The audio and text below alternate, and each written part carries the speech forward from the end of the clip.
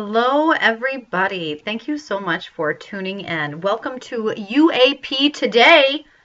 It's the year 2024, if you can believe it. My name is Sarah Soderlund, and I'm going to be your host today. I am presenting the UAP Today podcast. This is the first ever episode 001, and it is brought to you by the UAP Medical Coalition, where the intriguing blend of politics and psychology converges and an enigmatic transformation of the familiar comes into play. We are going to be covering weekly news. We are going to be traversing complex topics of current affairs, political psyche, trying to be as objective as possible, but also thought-provoking and entertaining, mostly to those of you in the social services, mental health, professional, scientific, STEM-oriented communities.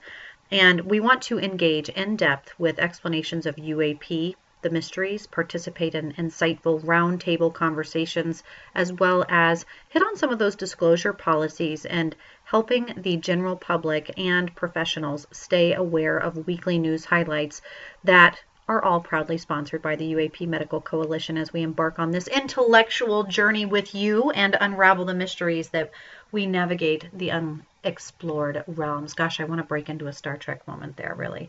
But for me, I work in forensic psychology. I am one of the members of UAP Med, and I hope that if you are also someone who is interested in STEM, science-oriented things, maybe you have an interest in space, phenomenon, quantum mechanics, or UAP, previously known as UFO, alien, metaphysics, ufology, or fringe research, anything in the metaphysics, anything at all really. If you specialize in a field or profession, we could really use your insight. And we love it that if you're already listening, you might as well go ahead and just a few clicks away at uapmed.org. Find us, join us, sign up for notifications, and follow us on your favorite social media platform. So you can find us on social media, Twitter, X, previously known as Twitter.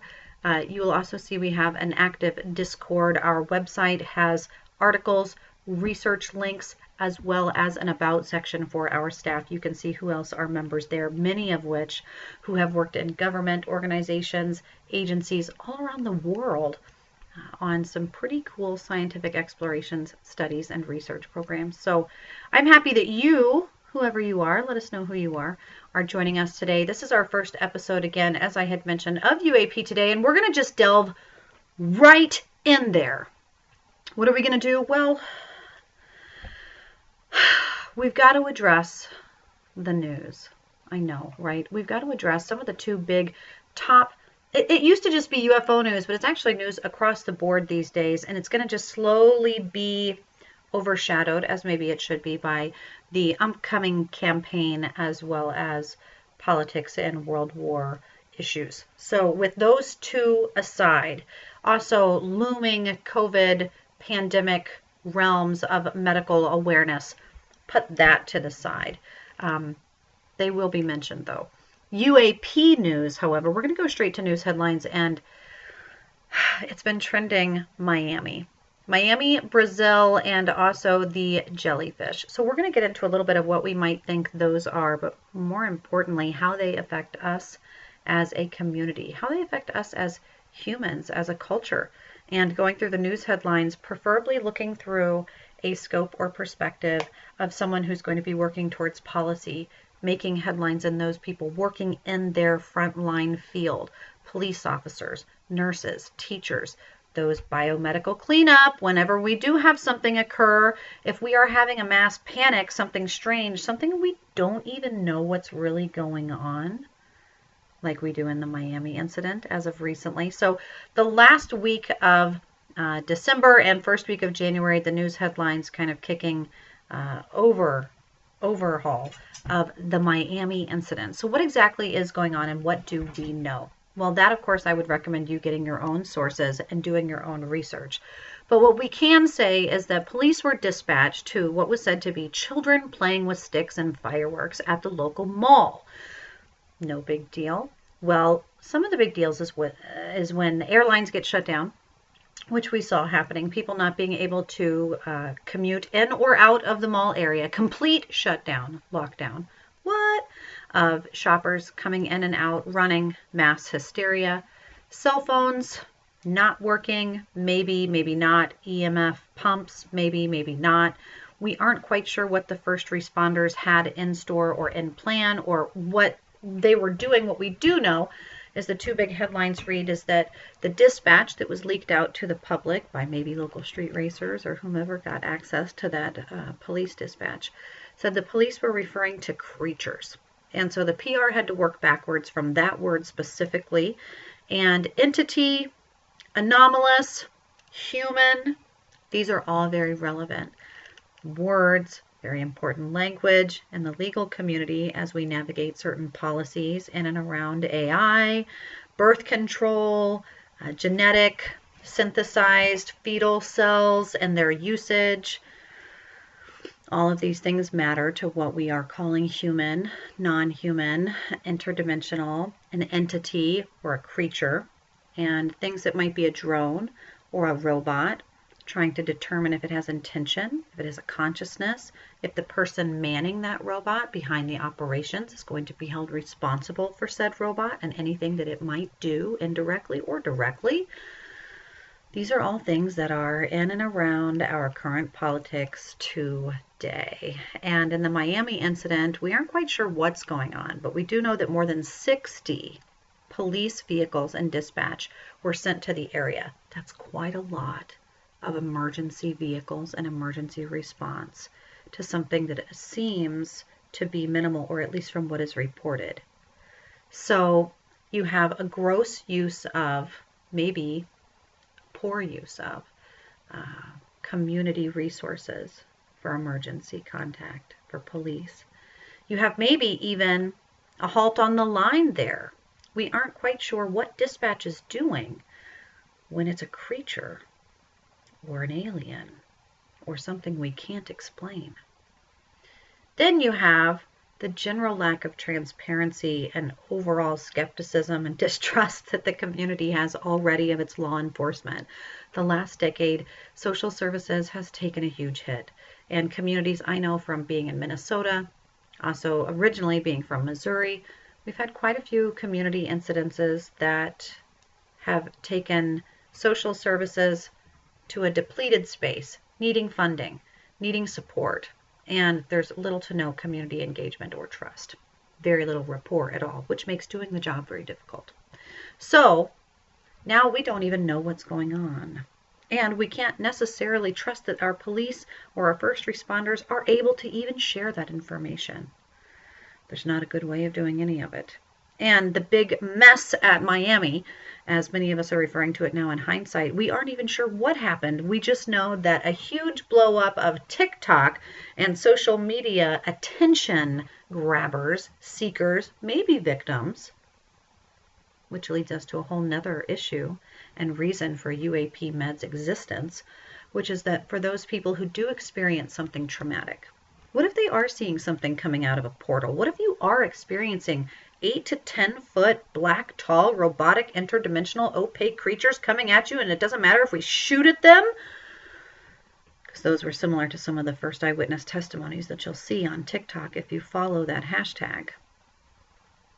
And we aren't quite sure what we're seeing, what we're experiencing, what was shot at, why that many police were deployed, why black helicopters were buzzing around, and why only just after a few short time, maybe a week and a half, you're not seeing much at all. There's a reason for that. And we need to know, maybe understand, hopefully utilize and learn those lessons for why that's happening. So I'm sure as we hit the news headlines on our top story segment that we will get to maybe even a follow-up of the Miami case as we see what's trending today specifically.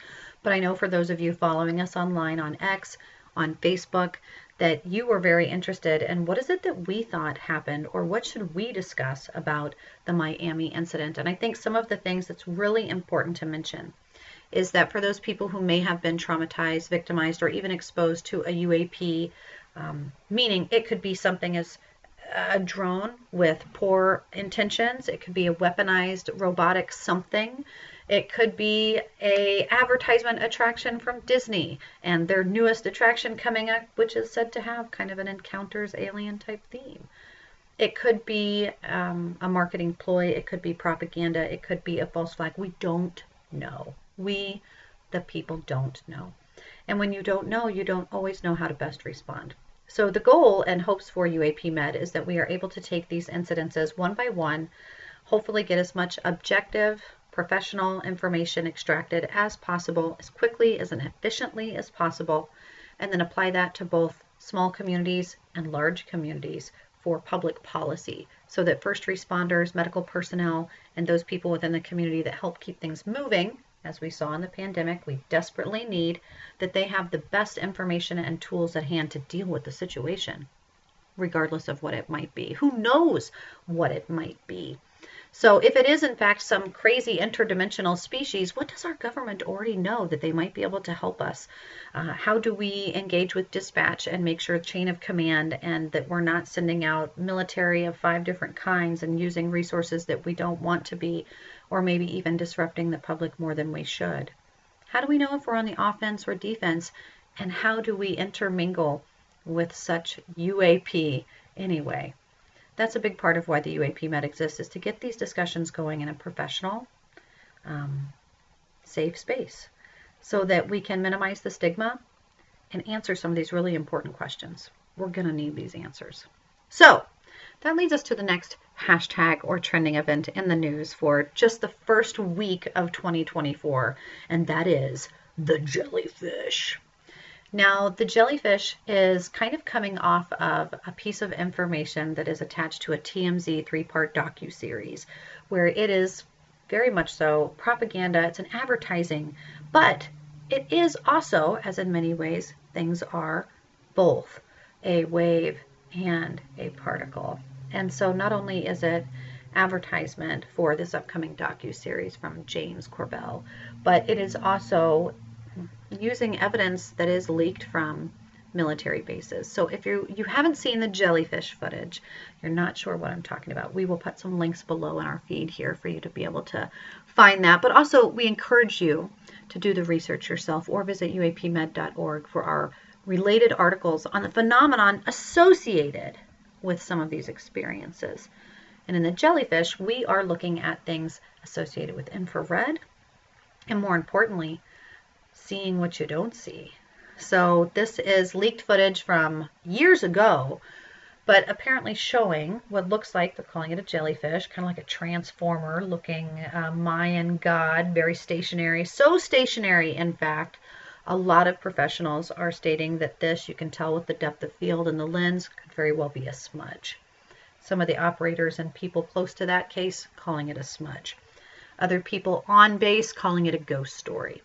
A few people also referring to it as a jellyfish, AI, drone, robotic. We don't know what it is, but it's surfacing now because you're about to see this docuseries released.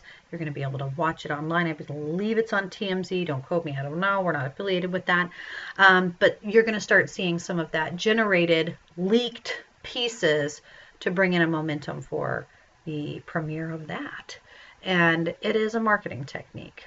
So we already know that we're heavily influenced by that, but it also is a trend because we're having UAP discussions here in the United States. Just last week, both on the 9th and the 12th, we had here in America a closed hearing where UAP was discussed among certain state representatives and different government officials. It's really following after the debriefings and disclosure hearings with Grosh and other whistleblowers and things that you may recognize coming from the news out of last year. We had all sorts of things happen last year in the news that disrupted people's ability to maybe discern truth from untruth, but most importantly, that whistleblowers and people who had experienced something were going to have a safe space and no retroactive penalties or punishment to have to maybe speak on something that's otherwise classified. Here we are in a possible state of war. We've got technology bursting at the seams. We've got quantum computing over here. We've got AI over there. And now you have veterans who were exposed to things, who are having adverse side effects, who are having trauma, and maybe even in their last confessions, sharing information about what they've seen and experienced. And that's leading even younger soldiers and experiencers to share their stories.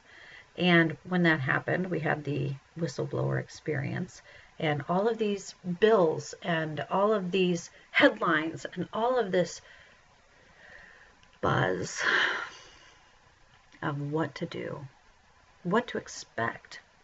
And really the most we're seeing out of it is a commercialization. We're seeing a lot of Netflix series specials. We're seeing a lot of alien stickers and conferences popping up, but we're not getting a lot of answers. Now, the FBI did put out last year that they would love, though they shot down having a board, a board to be able to refer to, and by sharing anything really in the public, transparency was shut down last year. This year, though, the FBI was hoping to be able to use those reports from Enigma Labs and share how many UFA, UFOs, UBAs, LMIs, all of the acronyms that you can think of, and that we could maybe have a safe and accurate reporting system. And last week in these closed discussions of UAP, the paparazzi and press were there. And if you do get the opportunity, I believe personally that body language is a huge indicator of truth. And if you're wanting to talk with someone about something and you're watching to see if they're going to wink or jolt or shake or lie, that shift in their body language and even in their voice, their eye contact, it tells a story. And some of the people coming out of that meeting, the big word coming out of it was interdimensional. Entities and interdimensional. So we see this coming into play with a lot of things that we're not going to kind of throw at you today. It's just the first episode. We're just going to cover news and maybe get you on board with the UAP Med. Go online, follow us there. You can, if you're just putting your toes in the water for UAP and UFO type phenomenon and news, we've got a lot of catching up to do with you, and it's really exciting. And so we want to kind of dip in slow. But if you're someone who's been doing this your whole life, man, you've been interested in this stuff from the very beginning, you're a MUFON member, you know Opus, you know all those things, then hopefully you're able to follow along as we drop a few hints, hashtags, and encouragements for you to join us online and share in your expertise, even share your testimonial. UAP Med has a YouTube channel, and a lot of our YouTube channel is interviews and testimonials from experiencers, not just people that you might know from their very famous books or their experience working and writing about it, coming out of stigma, using it to their benefit, because how else can you use trauma, right? But people, random people, everyday people, diverse walks of life, and to be able to hear their stories is extremely important. Another thing you'll find on the UAP Med YouTube channel is some mental health debriefings that we've shared on some cases that I expect that you're going to see kind of pop up in 2024 as we discuss the encounters having an intention or a hostility about them. When you talk about going into war or weaponizing things, or in politics, how to react, whether it's going to be passive or whether we're going to be preventative, some of those things may not be of choice or option, depending on where we find ourselves soon. And being up to date on technology and news and UAP is pretty important in that realm. It's kind of on the crest of both medical awareness, body autonomy, mental health shifts, first responder and police. A lot of this is influential to really everybody. So hopefully you, me, and 3 people that we know can all be able to tune into this week, every week's podcast, as we bring you new faces and interviews about the stuff. And that you will go in there and see our medical debriefings, that you'll watch those. Maybe you're having a late night struggle to get to sleep and some time to fill. Download those free podcasts, download those episodes, and listen to some of them. They're really interesting. You'll notice some patterns. You will start to see some similar language. Some of the things that we know, if you've worked in this field for a while, are patterns of concern for adverse side effects. And in the case that we did recently with very professional researchers having some hostility, it seems, in their interaction, and then having some physiological responses that no one wants to wake up and have lumps under their armpits and on their, pretty scary stuff.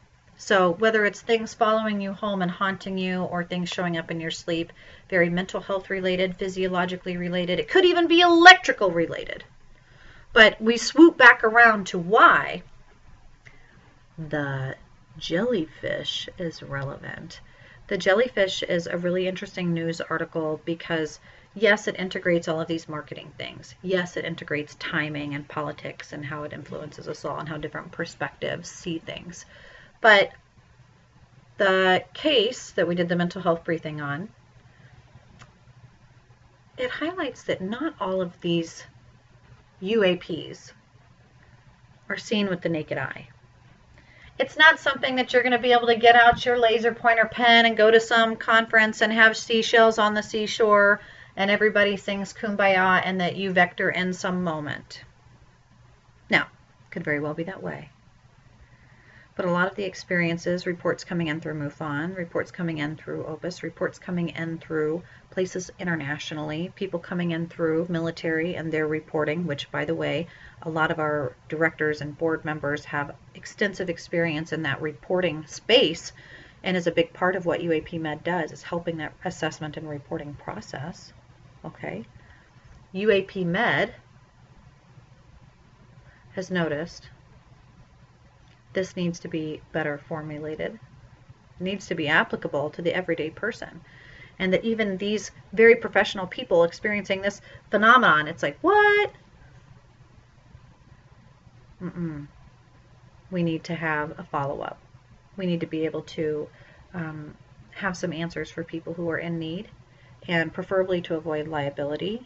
So to have code of conduct and care. If you're a provider, some of those buzzwords, you're going to be like, oh man, yeah, you can already start to see how it takes effect. But a lot of what we do as first responders, even a lot of what we do as care providers, is based on scientific method. It's based on objective stuff. It needs to be reasonable and rationable and replicatable. But some of these UAPs we can't see.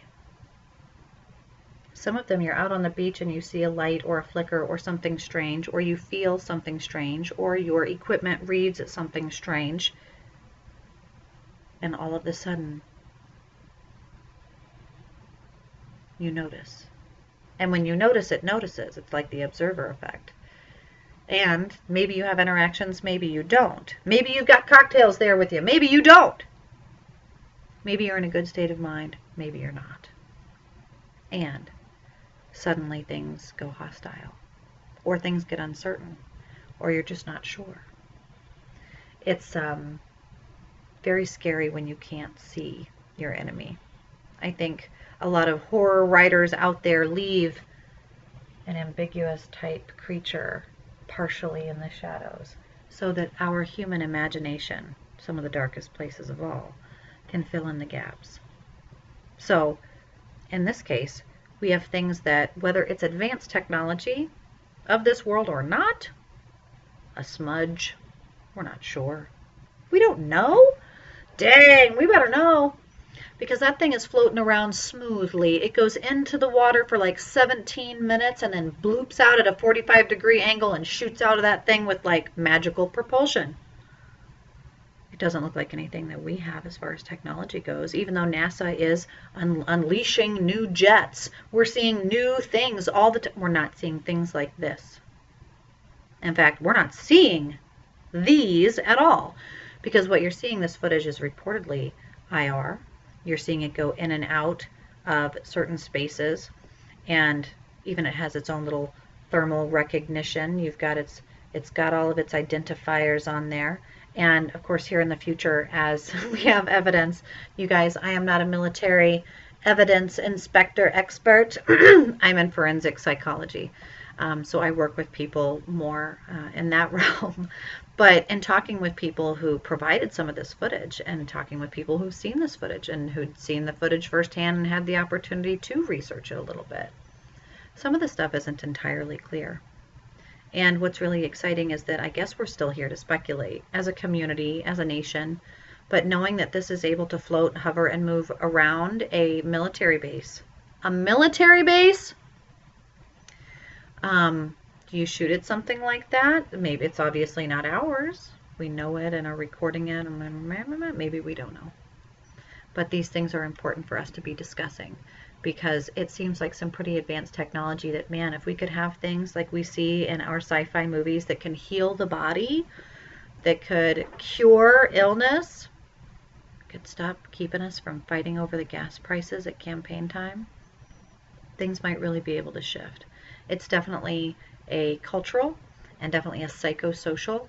It's definitely economic.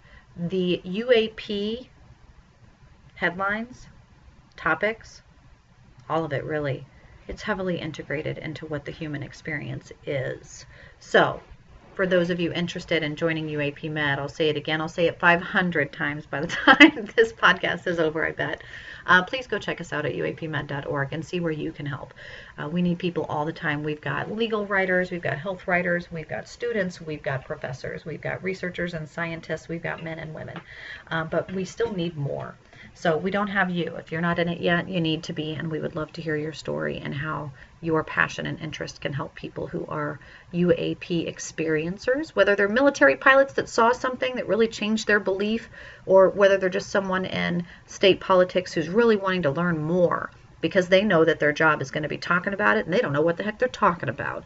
I do believe that everyone is on some part of that spectrum, and we're all here to just educate. So community outreach is another big thing for the UAP Med.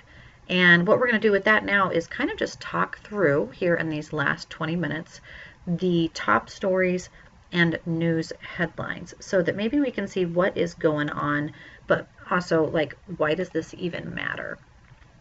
So just a few hours ago, actually, this is a pretty good headline, very relevant. UFO hearing witness on the new UAP bill.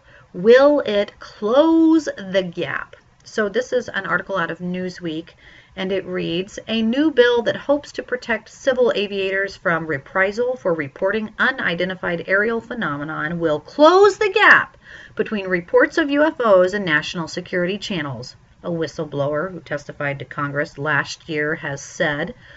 Speaking to Fox News, you know who we're talking about, guys, right?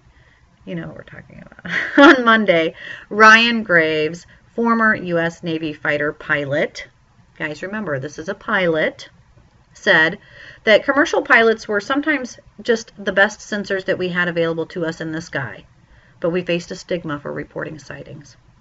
He added that the Safe Aerospace, no, I read that wrong.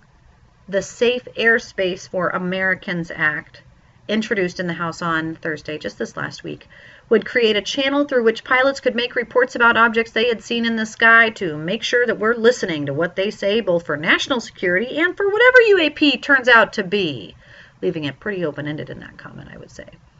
The bill, introduced by California Rep. Robert Garcia, Democrat, would require the Federal Aviation Administration, or FAA as we know them, guys, to establish procedures for reporting UAP sightings and evaluate any threat they might present to American airspace. Now, I do want to let you know, and I can just tell you this firsthand from being someone working in the UAP Med, that many of our members have worked with all sorts of government agencies, and that we already have procedures for reporting UAP sightings. It's just being able to put them in place. And some of these calls to action and papers written, the things that Graves speaks from, have already been established, a lot of which by members of UAP Med.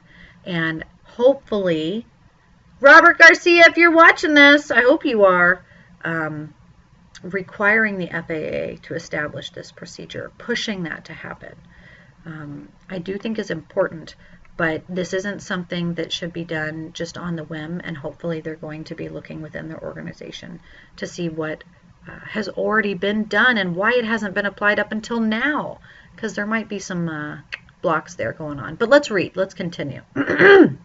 Now, don't forget Ryan Graves, Executive Director of Americans for Safe Aerospace. He testified in an oversight committee hearing in July of 2023. And so these quotes are from him throughout the article and from that space.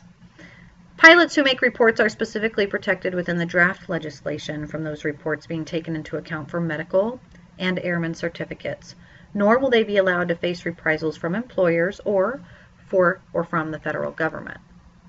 Now, this really kind of speaks to liability, but Garcia is quoted by saying, "It's important that folks have the ability to report any sort of UAP without a fear of retaliation." Absolutely, and that is important. Retaliation, ew. Stigma, ew. These things are not helpful. Anybody working in the mental health community or just has general awareness knows that these aren't helpful. It's a backtrack move. It's just not okay.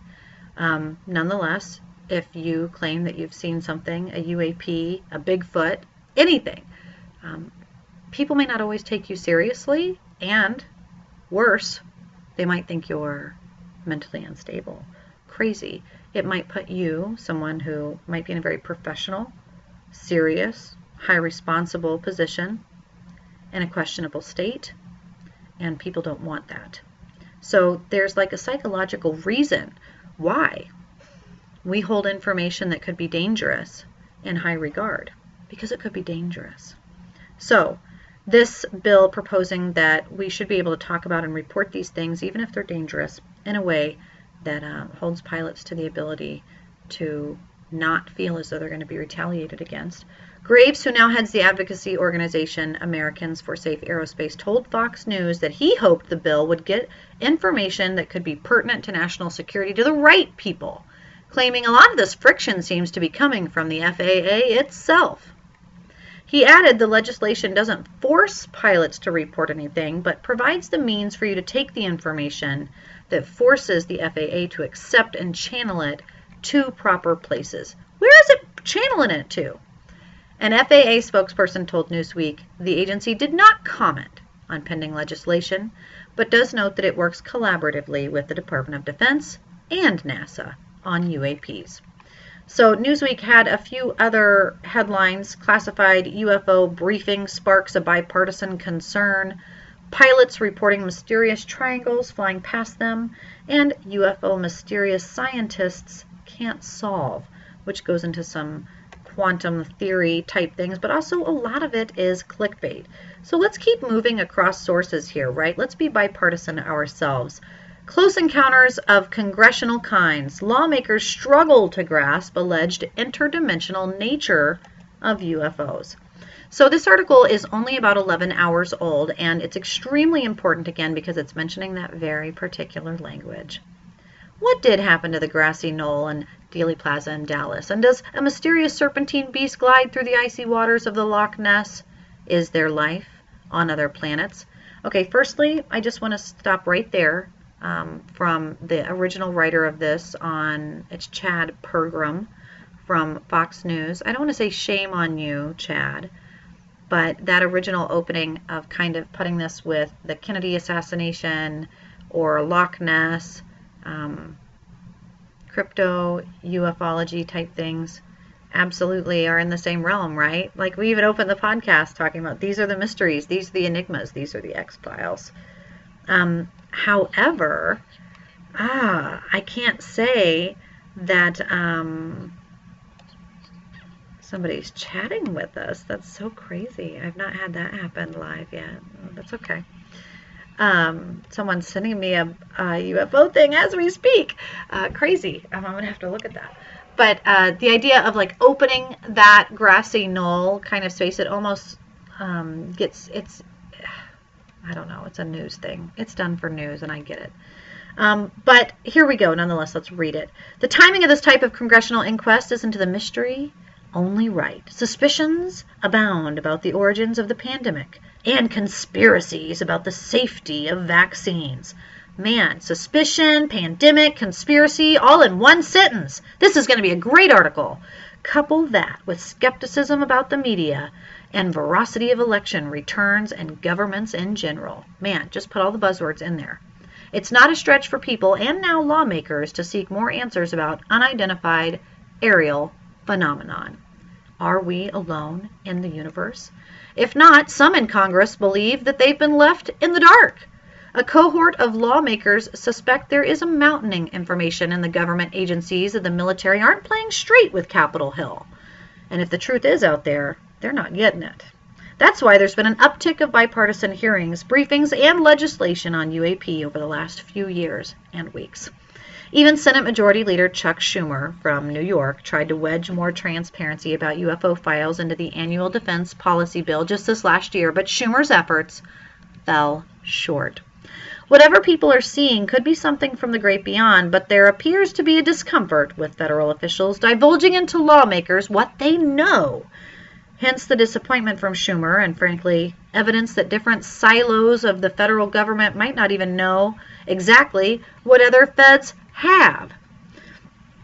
Moskowitz, this past week in his hearings, shared that beyond what Rush and Graves had shared, that new opinions and non-human remains and hearings all over the world, one of my favorites is Luna, interdimensional, mentioning the specifics of the nature on UFOs and where we should be focusing. But of course, everyone running around trying to pin a tail on the alien, and it's not working. So Fox News, the article cuts short and you start kind of being buzzed into a bunch of spam before you can read on. So unfortunately, I know that they're trying to just use a bunch of buzzwords, and that's what you're going to get a lot of, I fear, in the media, is people trying to trigger fear, use suspicion, and all of those things that we're interested in them because they are a big part and huge influence on the human experience. So I want to now cut to an article by, let's see who this is written by, if I can't find who it is, Dr. Stu Clark. Dr. Stuart Clark, not sure where Dr. Stuart Clark is from, but he writes the article as follows. The continuing lack of transparency about UFOs in the U.S. is causing concern not only about the existence of aliens, but about the psychological fallout of uncovering conspiracy. If you thought that we were about to finally get to the truth of UFOs, think again. At the end of 2023, a U.S. government bill, that's the one we were just talking about, would have mandated and controlled release of all classified documents and artifacts relating to UFOs, but was significantly watered down at the last minute so that it would even not get through Congress. Interest in unidentified aerial phenomenon, the new term for UFOs, UAP, reignited in June of 2023 when ex-U.S. intelligence agency whistleblower David Grush told the Debrief website that during his official duties, he had discovered the U.S. had indeed been retrieving spacecraft of non-human origin for decades. The claims led to a congressional hearing in which Grush and others described what they had been gleaned of in super-secret projects or seen with their own eyes during military service. Their testimonies resulted in the new Unidentified Aerial Phenomena Disclosure Act, or authored by bipartisan groups of 5 elected representatives, led by Democrat majority Chuck Schumer and Republican Mike Rounds. While it's easy to focus on the extraordinary nature of the subject, or the credibility of those witnessing UAPs, the prospect of alien spacecraft raises very serious issues that go way beyond whether we're alone in the universe. Lots of scientific work is underway not only to look for signs of extraterrestrial life, but more recently to ask what it would even mean psychologically for us if aliens really did exist, and potentially worse, if authorities have been lying to us about what they know. When it comes to governments, the primary issue is trust. As Republican Congressman Glenn Grothman of Wisconsin explained in his opening remarks on July 26th, the lack of government transparency regarding UAPs has fueled wild speculation and debate for decades. It erodes public trust in the very institutions that are meant to serve and protect them. The Disclosure Act was meant to restore public trust and assure Congress that secret projects aren't taking place beyond its oversight. The legislation was modeled on the President John F. Kennedy's Assassination Records Collection Act of 1992, frustrated with the growing public perception that agents of the United States government had conspired with military to assassinate our very own president. A belief that found its way into the mainstream through Oliver Stone's '91 movie JFK. The act established a national archive of all these records relating to assassination and declassified the vast majority of them. The process was overseen by an independent body. The original text of the UAP Disclosure Act was similar in that it proposed the creation of a national archive that would be overseen by an independent panel of 9 United States citizens. And their job was to decide, free of military, political, or corporate influence, when and how to disclose information from this archive. The act would have empowered the panel to hold more hearings, with witnesses afforded immunity from prosecution. It also proposed that the federal government should exercise eminent domain over any and all recorded technologies of unknown origin and of biological evidence of non-human intelligence that might be controlled by private persons or entities in the interest of the public good. That right there, guys, is a really important chunk of this article, because eminent domain, especially right now out of some of the bills you see in New Hampshire, the EMF bill, if you Google some of those in your state, you might have one that is really pushing on eminent domain over any and all technologies, biological, non-human intelligence that could be controlled by private persons or entities in the interest of the public good. You can almost cut through that paragraph and like redact a few words and see what that bill about EMF is proposing for eminent domain. Eminent domain is, of course, seizing property, private property. So in other words, the United States government could commandeer. What? We remember Captain Jack Sparrow, commandeer.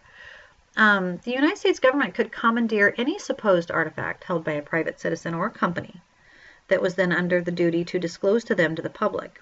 And in parallel, the act would call for the Secretary of State to contact any foreign government that might hold materials relevant to unidentified anomalous phenomenon, technologies of unknown origin, or those non-human intelligence things, and to seek disclosure for such materials.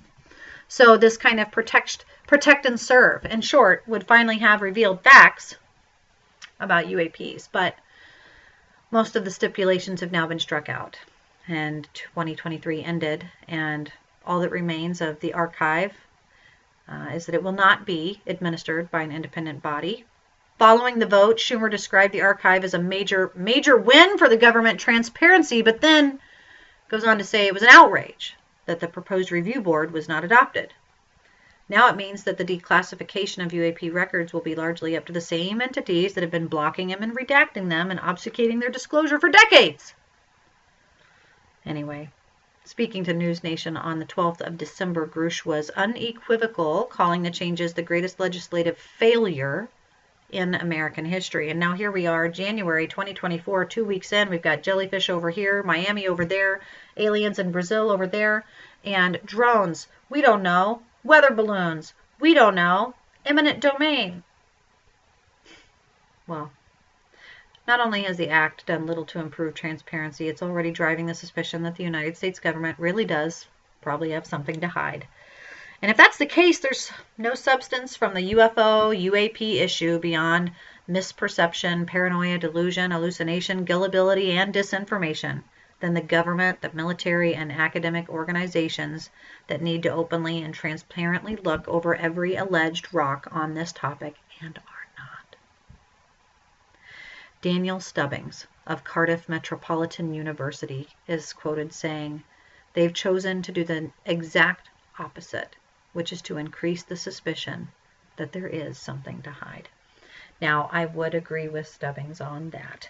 Some of the actions and non-actions of our government representatives could be because of ignorance. They just don't know. Could be out of fear. They are scared.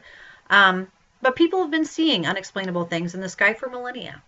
So while it's easy to dismiss them as hallucinations or flights of fancy, it's much harder to ignore photographs and videos, especially from reputable sources. And when you have things flying out of the sky at night, when you have bombs where, depending on where you are in the world, you've got terrorists, you've got riots, you've got all sorts of things. National intelligence, safety, and security should be the utmost priority for the citizens. And so this is exactly what the Office of the Director of National Intelligence in the U.S. released in 2021. The preliminary assessments of UAPs detail that the United States Department of Defense's UAP task force was investigating more than 144 reports, and that they were going to take land, air, and sea seriously. It released 3 declassified videos from the UAPs in action, and here we are in a swarm and an ocean of what is it? What do we do? How do we act? Some people choosing to ignore it. Some people choosing to believe it's not true. But it was such material that helped persuade even Dr. Stubbings to take the subject seriously. He interviewed people who believed they had seen something they couldn't explain and interested in UAP phenomenon.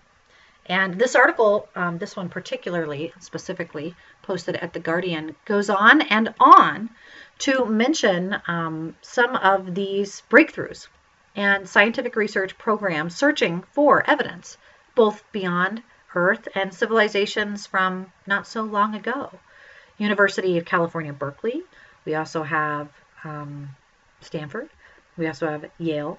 We have all kinds of the SETI Institute, senior researchers at the headquarters, projects all over the world, all over the country, sprinkled around learning. Stockholm University, in this article, a leading team of astronomers looking at photogenic plates of the night sky to date artificial satellites and to see, think of it guys, we're really one of the first generations. If you're listening, it's likely that you're one of us, to see the night sky littered with things that aren't necessarily, or maybe we don't know, that aren't just stars.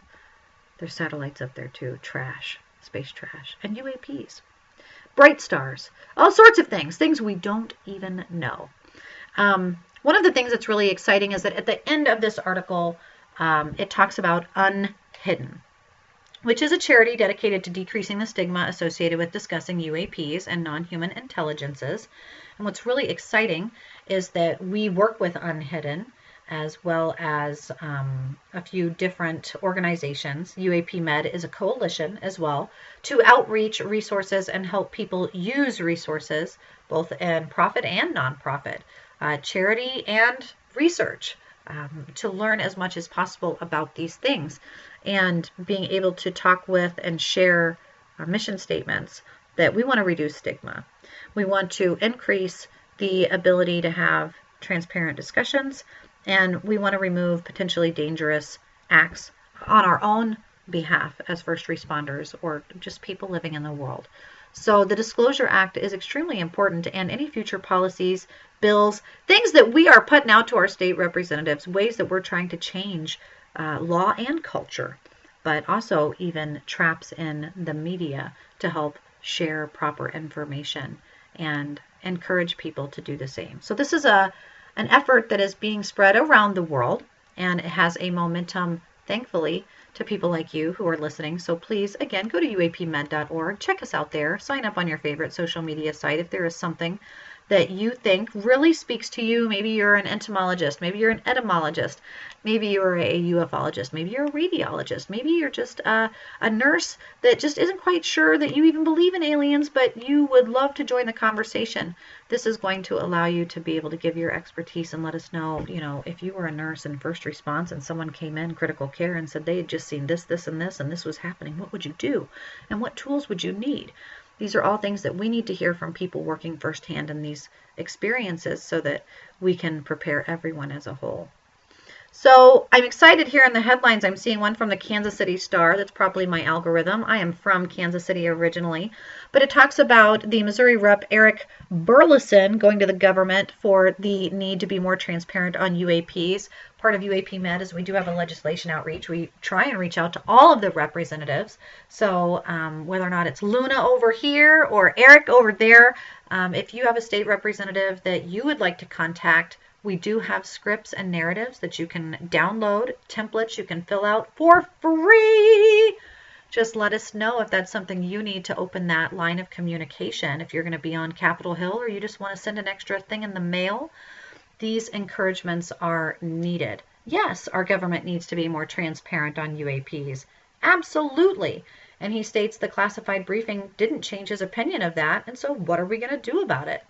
You go, Eric Burleson. I hope that we get something out of these state representatives that are starting to speak up. And hopefully that's that momentum from the whistleblower stuff, guys. The more we talk about it, the more we hear about it. Arab news out of London. The jellyfish UFO sighted in Iraq was the ghost story at base, says former Marine. So even in other countries around the world, our own news headlines from former United States Marines are making the rounds. And let's keep moving down to the debrief on the opinion. Non-human intelligences at the threshold. What does this mean, non-human? If you are using ChatGPT, or maybe you remember the old Teddy Ruxpin, what is non-human? Well, the debrief reads, and let's see who this is written by. Do we have an author?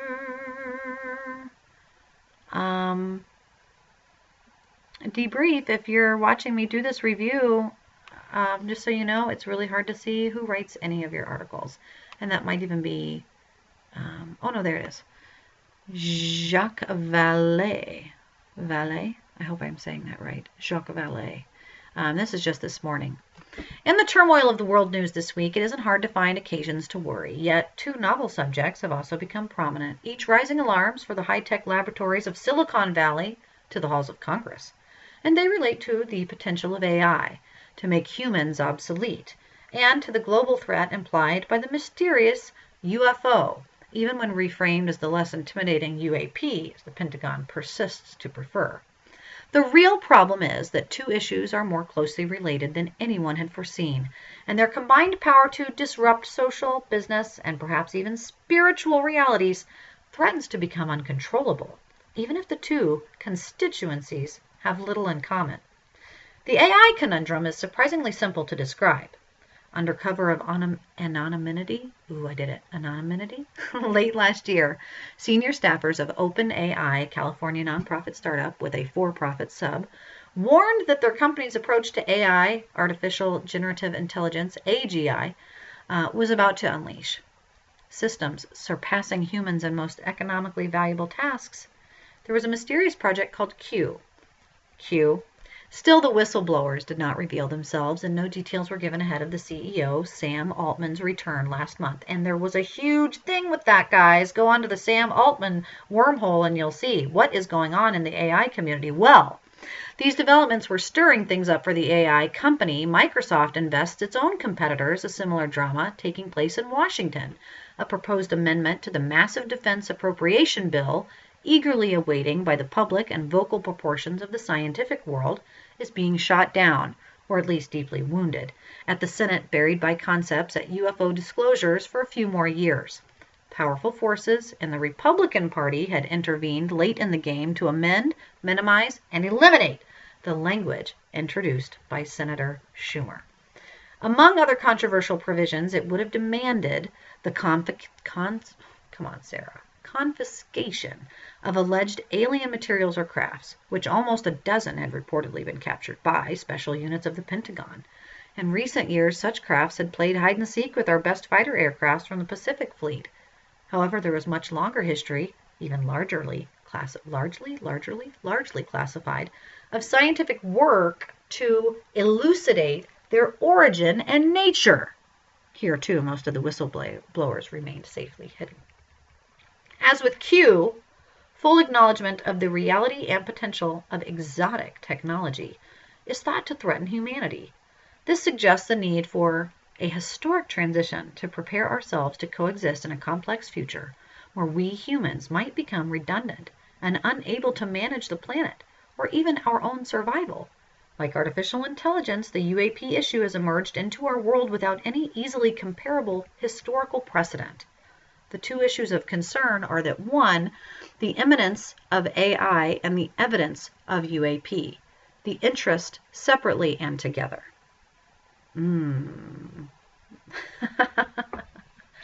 So this article is pretty cool, and that it goes on to talk about programs that take English, astronomical catalogs, and starts doing sophisticated work with phrases and language and development and productivity, and the demonstrations from the early 80s of what AI and human analysts can do. And knowing AI and then seeing towards the use of artificial intelligence technologies in the screening of reports for anomalous phenomenon, the American Institute of Aeronautics and Astronautics, AIAA. This 86 paper, it's pretty fantastic. So I want to encourage people to be able to go and read this and to be able to do that research and kind of hear some of those profound plugs directly from the source, I think is important. This article ends with the two exquisitely challenging domains of scientific intelligence, programs like Q, and intimidating depths of repositories of unexplained contact. Viewed separately, both imply potential breakthroughs, but also unknown dangers. Viewed together, they could paint a vast design of a future where science opens new forms of exploration, more anchored in reality and data, and rewarding in richness with discovery, but both with non-human intelligences augmenting our own reality at the same time. So survival, disclosure, practical, logical, sociologically important ways to bring us through this crazy journey of what it is to know UAP, to live with UAP, and to understand UAP. What is UAP? Now, if you join us on X and you join the hashtag UAP Today, you are going to see a range of news articles, from bizarre videos of a UFO taken by flight attendants over Europe recently to videos showing mysterious black glass UFOs floating over airfields. You're going to see co-founders of AP, GPU, Interchange, Starlink, all of those organizations, researchers, all the things online in our hashtag. But you can also follow us at uapmed.org. Find your favorite link. Find where you like to hang out online and join us there. It's free. We also do have a Patreon. If you'd like to buy us a cup of coffee, all the donations go to helping support our research and our endeavors to continue to address bills. Right now, working on HB 1700 out of New Hampshire, as also working on health and safety for aviation and reporting, and actually putting some of those things into application, because we know, and all of our continued efforts through the media push that we know that there's a need for transparency and application. And that's what UAP Med is here for. So you guys, I hope that you will stay in touch. Some of our next and future episodes are going to include interviews with police, first responders, and major names within the community of those who protect and serve. We are going to also be having a roundtable with people internationally to talk about UAP as it relates to them and where they live, and how they and their nation is dealing with it. And we'd love to have you join those chats. So again, join us at uapmed.org so you can be up to date on all the news, that you can join our efforts. And if you want, send us a cup of coffee, donate there, and we would really appreciate your support. So share this if you can. If that's all you can do is just listen in every week and then share these links, we appreciate that too. Your support really does mean a lot. Again, my name is Sarah, and I am a member of the UAP Med, and this is UAP Today. So this is only just us discussing a few brief introduction into what UAP Med is and what just a week's worth of headlines might look like. I hope we got through a little bit of it and that I was able to not convince you, right? But illustrate how important it is that we navigate this together, guys, because who in the world? It's not going to be Will Smith coming to save the day. It's going to be you and me. So let's get on track. Let's get on the same plane, and hopefully maybe even in the same dimension. But that you will join us online. You'll join us on YouTube, Discord, wherever you're at now is fine too. And that we'll see you here again next week on UAP Today.